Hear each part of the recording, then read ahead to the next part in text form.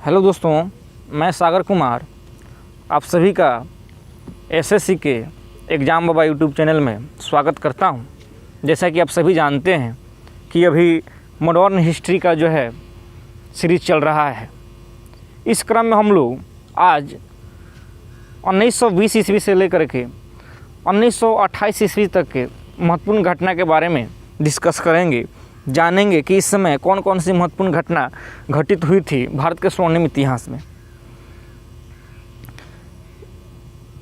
जैसा कि हम सभी जानते हैं कि 1920 ईस्वी में महात्मा गांधी ने असहयोग आंदोलन शुरू किया था, जिस पर लेक्चर वीडियो जो है अपलोड कर दिया गया है। यानी 1923 ईस्वी तक के महत्वपूर्ण घटना का जो है वीडियो और पीडीएफ उपलब्ध है।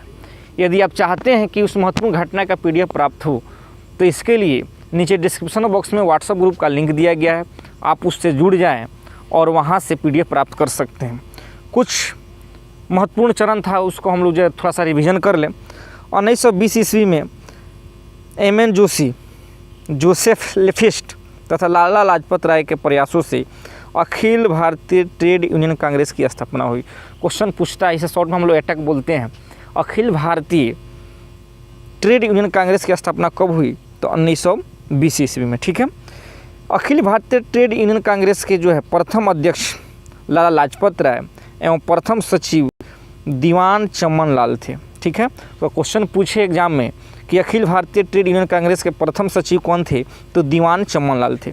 1921 ईस्वी में मोपला विद्रोह हुआ था। याद रखिएगा, बहुत ही भी क्वेश्चन है। मोपला विद्रोह कब हुआ था? तो 1921 ईस्वी में। 1922 ईस्वी में असहयोग आंदोलन की समाप्ति हुई। क्यों समाप्ति हुई? तो चोरा चोरी कांड के कारण गांधी जी ने इसको वापस ले लिया और उसी समय जो है क्या, उसके कुछ समय के बाद जो है गांधी जी को गिरफ्तार कर लिया जाता है और 6 साल के लिए उन्हें कारावास की सजा दी जाती है। लेकिन बीच में ही जब 1924 ईस्वी में गांधी जी का जो है स्वास्थ्य खराब हो जाता है, स्वास्थ्य ठीक नहीं रहता है, तो उन्हें जेल से रिहा कर दी जाती है। ठीक है।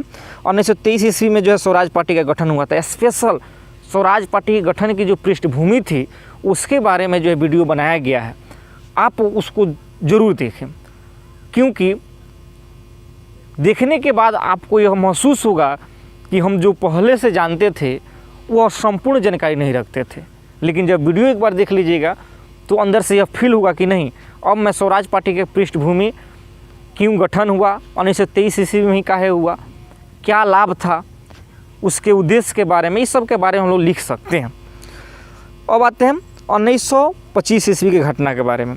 उससे पहले जान लेते हैं कुछ महत्वपूर्ण। जैसे देखिए 1924 ईस्वी में जो है क्रांतिकारी युवकों का एक अधिवेशन होता है कानपुर। ध्यान देंगे, जब असहयोग आंदोलन की समाप्ति हो जाती है उसके बाद फिर भारतीय स्वतंत्रता संग्राम के जो स्वतंत्रता सेनानी हैं वो एक क्रांतिकारी दौर से गुजरते हैं। यानी उस समय एक, चूँकि गांधी जी तो जेल में रहते हैं, उसके बाद गांधी जी निकलते भी हैं तो वे रचनात्मक कार्यों पर विशेष जोर देते हैं। इसलिए उस समय के जो युवा वर्ग थे वो एक क्रांतिकारी हो गए और क्रांति में ही विश्वास करने लगे।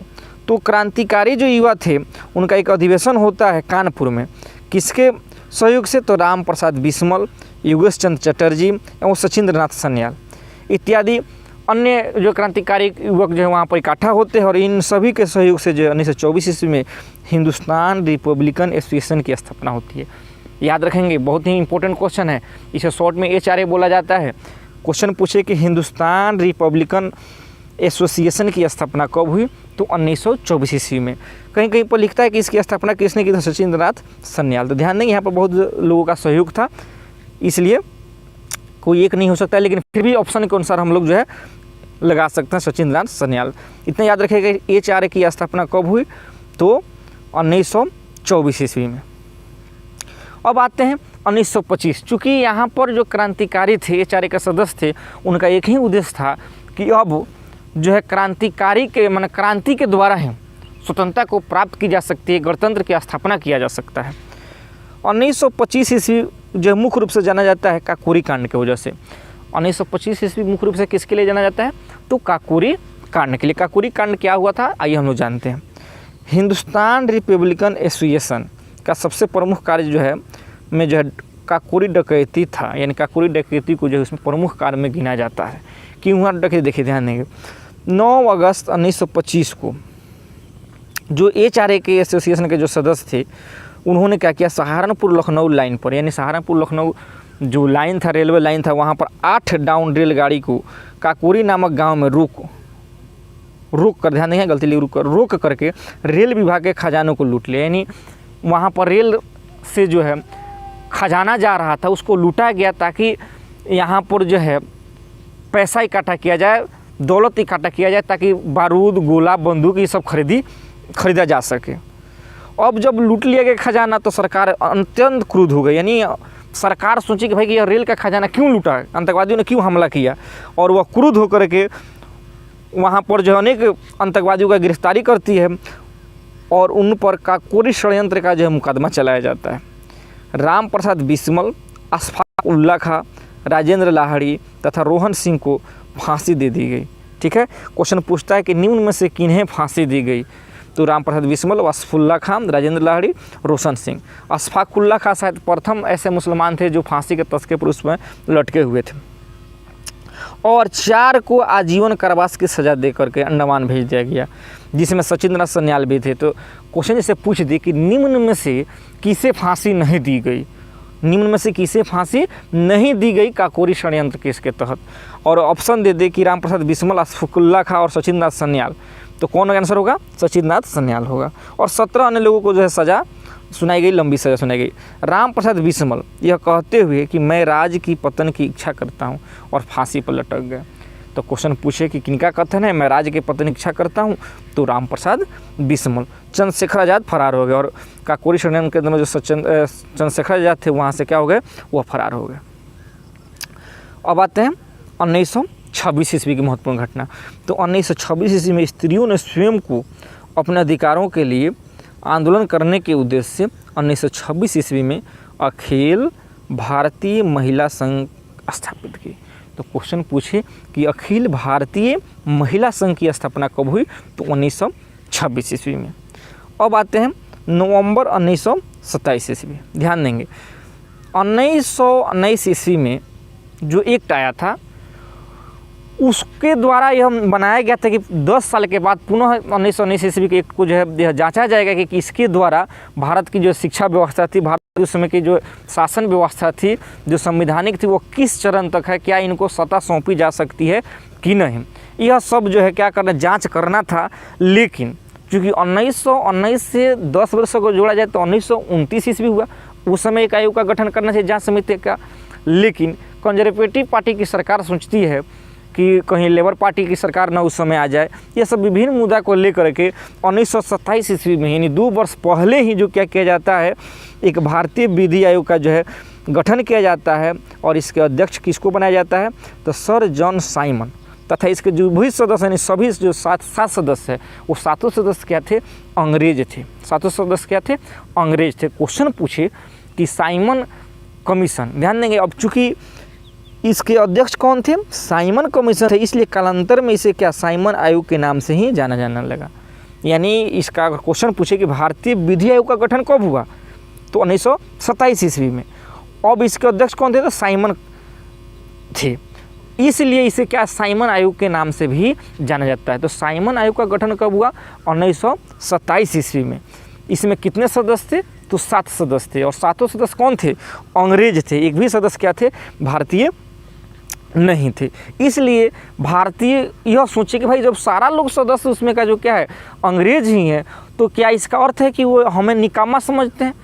वो ये नहीं समझते कि भारतीय लोग भी जो है क्या है होशियार है, या भारत के लोग के सदस्य के पास भी यह जो है क्या है नेतृत्व करने की क्षमता है, या कामयाबी है, या उनके पास हौसला है, उनके पास यह ताकत है, उनके पास नेतृत्वकर्ता है जो भारत की शासन व्यवस्था को संभाल सकती है। इसलिए भारत के लोग जो काफ़ी क्रोध हो गए कि भाई भारत की जो रक्षा व्यवस्था, भारत की शासन व्यवस्था जो और भारत के बारे में अंग्रेज सोचेंगे, यह संभव नहीं है। 27 दिसंबर 1927 को मद्रास में जो कांग्रेस का अधिवेशन होता है, जिसके अध्यक्ष कौन थे, एम ए अंसारी थे, उन्होंने जो साइमन कमीशन का पूर्ण बहिष्कार का निर्णय लिया गया। यानी मद्रास अधिवेशन में साइमन कमीशन का पूर्ण बहिष्कार का निर्णय लिया गया। साइमन कमीशन का जो बहिष्कार न करने वाले भी कुछ लोग दल थे, जैसे justice party, Punjab Unionist party. तो क्वेश्चन पूछेगा कि निम्न में से कौन दल जो है साइमन कमीशन का सपोर्ट किया था, यानी विरोध नहीं किया था, तो कौन था? जस्टिस पार्टी एवं पंजाब यूनिस्ट पार्टी। 3 फरवरी 1928 ईस्वी को, ध्यान देंगे गलती लिखा है, मुंबई पहुँचे। यानी साइमन आयोग क्या हुआ 1928 में। देखिए यहाँ पर इस ट्यूनिक को समझना है कि 27 में गठन हुआ, लेकिन भारत को पहुंचा 1928 ईस्वी में। जब भारत पहुंचा तो उस दिन पूरी मुंबई में हड़ताल का आयोजन किया गया। काले झंडे के साथ साइमन कमीशन का जो है स्वागत किया गया और वहाँ पर कहा गया कि गो बैक साइमन, साइमन वापस जाओ। चारों तरफ जो है लोग बहिष्कार करने लगे, युवा वर्ग में और क्रोध का जो है माहौल आ गया। जहाँ जहाँ आयोग गया वहाँ पर जो है क्या हुआ, उनका विरोध किया गया, हड़ताल का आयोजन किया गया और साइमन गो बैक का नारा लगाया गया। लखनऊ में खली जुमा तथा मद्रास में टी प्रकाशम ने अनोखे अंदाज में आयोग का विरोध किया और जो है पुलिस भी क्रोध से यह इस समय के वातावरण को देखकर जो है क्रूर नीति अपनाई, लोगों पर खूब लाठियाँ बरसाई और बड़े बड़े नेता को भी नहीं बख्शा। इसी समय जवाहरलाल नेहरू तथा जीवी पंत को भी लखनऊ में बुरी तरह से पीटा गया, उन पर भी लाठी बरसाया गया। लाहौर में जो पुलिस कप्तान था, सैंडर्स था, उन्होंने वहाँ पर जो है जो युवा क्रांतिकारी के नेतृत्व कर रहे थे वो लाला लाजपत राय थे। यानी लाहौर में जो है लाला लाजपत राय का युवा क्रांतिकारी का नेतृत्व कर रहे थे। तो सैंडर्स ने वहाँ पर जो है आज्ञा दिया कि लाठियाँ जो है वहाँ पर भी बरसाई जाए और इसी लाठियों का संघातिक प्रहार किए गए, जिसके कारण जो है बुरी तरह से जख्मी हुए कौन? लाला लाजपत राय।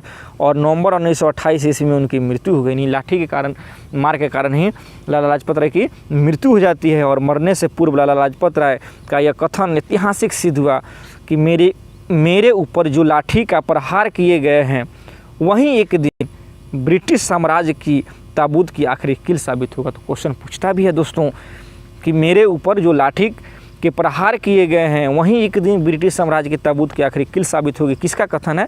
तो लाला लाजपत राय का। अब जब लाला लाजपत राय की लाठी के मार के कारण मृत्यु हो जाती है तो और युवा वर्ग जो है क्या होते हैं? क्रुद्ध हो जाते हैं।